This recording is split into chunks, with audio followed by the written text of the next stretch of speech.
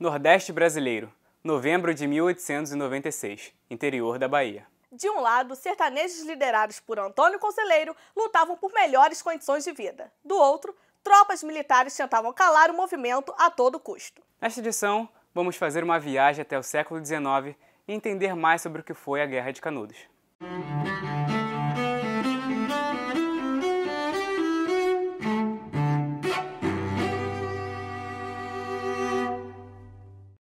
Após poucos anos de república no Brasil, uma série de fatores modificaram o cenário econômico e social, agravando ainda mais a desigualdade no sertão baiano. Eu acho que o principal motivo da União dos Moradores de Canudos é a pobreza da população local, né? Por mais que Antônio Conselheiro tenha tido um papel importante nesse sentido, é importante lembrar que a primeira República Brasileira, ou chamada República Velha, ela é considerada por alguns historiadores como uma república liberal excludente. Ou seja, a estrutura da república gerava uma série de sertanejos completamente abandonados.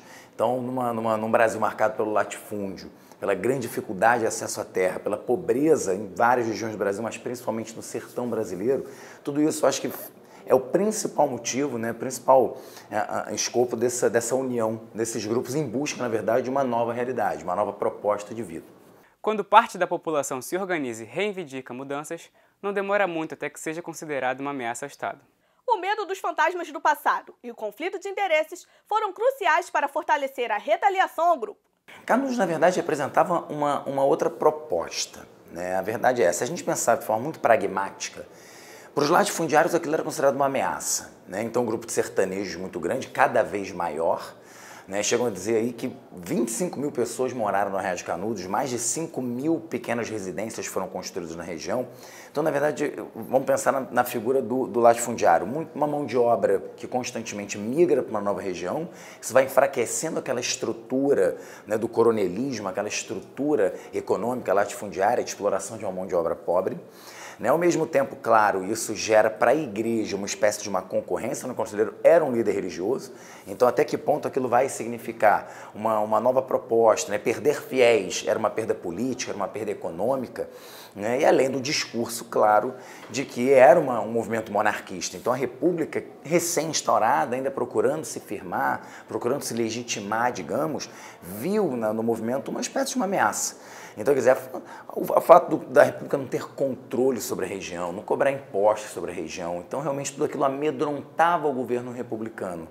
Então tudo isso fez com que houvesse essa união entre os latifundiários, o exército, a igreja. Então a verdade é que Canudos reuniu inimigos muito poderosos. E isso aí talvez tenha sido o principal motivo, talvez não, o principal motivo para selar o destino dos sertanejos de Canudos.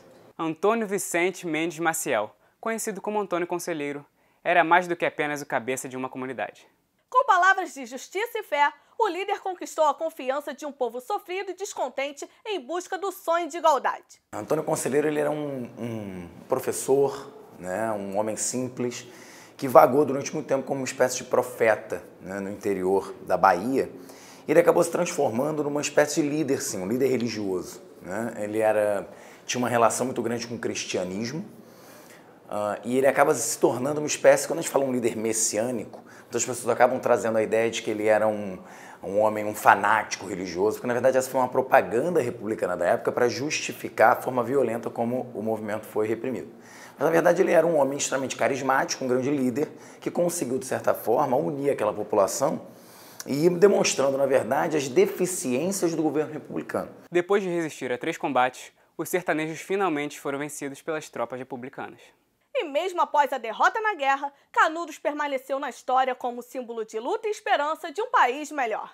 O resultado final é triste, né? Considerado por muitos aí um dos maiores crimes cometidos pela história republicana, porque os grupamentos militares, primeiramente, acabaram rechaçados pelo grupo, né? E isso muito mais por uma desorganização do exército, pela crença, né? Os pequenos grupos militares que foram enviados, eles foram na crença que iam rapidamente dissipar um grupo de sertanejos, né, mal armados, mal municiados, mal organizados. E isso não aconteceu. Na verdade, encontraram, sim, mal armados, mal municiados, mas um grupo muito grande de homens dispostos a lutar pela permanência daquilo que era para eles uma outra possibilidade de vida. Então, né, depois de 3 derrotas, o exército de fato se organiza. Então, a gente tem que pensar dessa forma, o exército de fato organizado vai disposto, o governo central republicano, né, resolve de fato se empenhar para a destruição de Canudos, é o que acontece. Canudos é completamente destruída, as casas são queimadas, são aproximadamente 20 mil mortos, na maioria deles degolados depois da guerra. Então, na verdade, é um crime, seria o que a gente consideraria um crime de guerra, mas no caso é um crime. Um atentado contra a população civil, incluindo mulheres e crianças. Então, dos 25 moradores aproximadamente, acredita-se que 20 mil tenham sido mortos nos confrontos e Canudos completamente arrasado. Acesse o nosso site e confira um conteúdo exclusivo sobre as etapas dos conflitos entre a metrópole e o Grupo de Canudos. Para conhecer outros fatos e desvendar os acontecimentos históricos, acesse uva.br/tvUva.